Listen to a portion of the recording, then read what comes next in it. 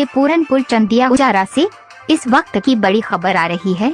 आदर्श उजाला जिला विशेष संवाददाता ज्ञान प्रकाश पाठक पीलीभीत पूरनपुर क्षेत्र के गांव चंदिया उजारा में संघर्ष बचाओ समिति को लेकर भारी संख्या में महिलाएं महीनों से कर रही है भूख हड़ताल। आपको बताते चले, पूरनपुर क्षेत्र के गांव चंदिया उजारा में संघर्ष बचाओ समिति को लेकर कई महीनों से भूख हड़ताल पर बैठी हुई है।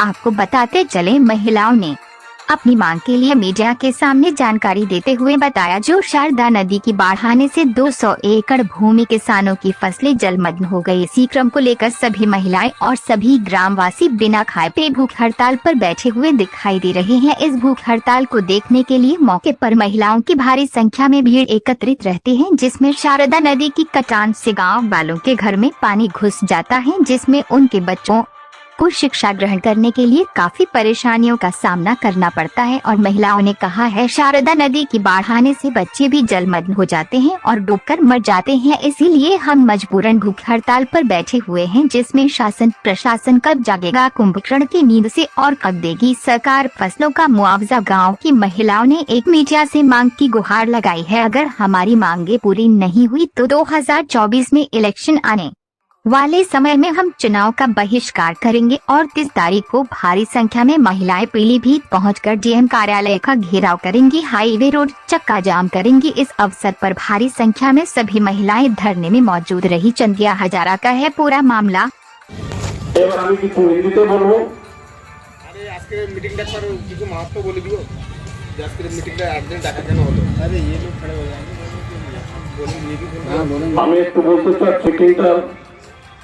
সবার আসা প্রয়োজন, কারণ 30 তারিখে যে আমরা ডিএমের সামনে ঘেরাও করব, আমাদের তো রণনীতি হতে দরকার, কিভাবে যাব কি করব তার জন্য কথাবার্তা হবে। এই জন্য কেউ এখান থেকে যাবেন না।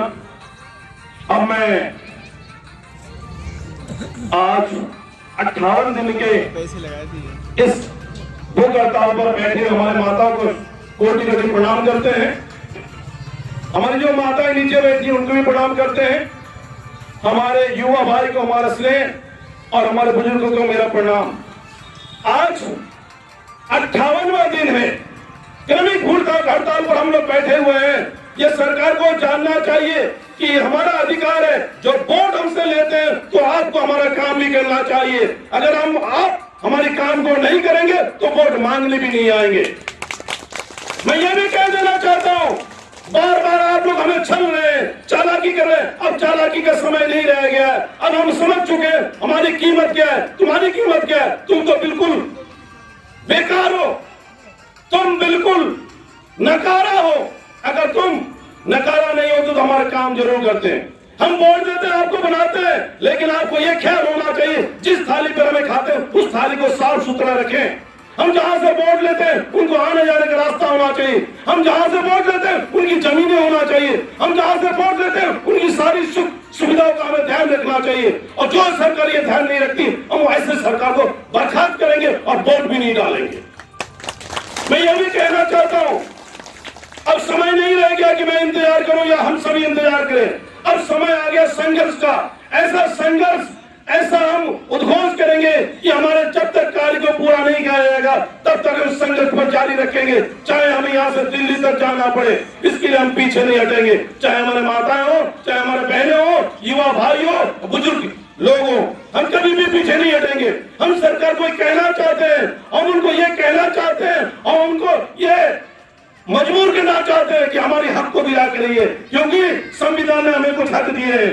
उस हक अगर संविधान नहीं मानते तो आप किस बात के भारतीय? हम भारतीय, हमें गर्व है, लेकिन आप हमारे हक को नहीं छीन सकते। आप नाजायज काम नहीं कर सकते, और नाजायज करेंगे तो कितने दिन करेंगे? केवल 5 साल की उम्र है, हमारे तो सालों साल उम्र है। इसलिए कहते हैं कार्यकर्ता अमर रहता है, लेकिन जो लोग पद पर रहते हो कभी अमर नहीं रहते। कार्यकर्ता बनाने वाले भी हैं और कार्यकर्ता बिगाड़ने वाले हैं। इसलिए मैं ये कहना चाहूंगा, अब हम पीछे नहीं हटेंगे, आश्वासन नहीं मानेंगे। हमें जमीनी काम चाहिए।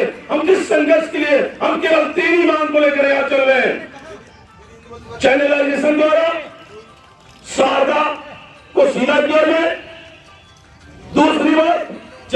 और जमीन जो कटी हुई है, और तीसरा तटबंध हो, ताकि हमारी ये बाढ़ की बीबीसी का जो झेल रहे हैं ये आगे हमें देखने को ना मिले और हमारी पीढ़ी दर पीढ़ी इस दहशत से निजात मिले।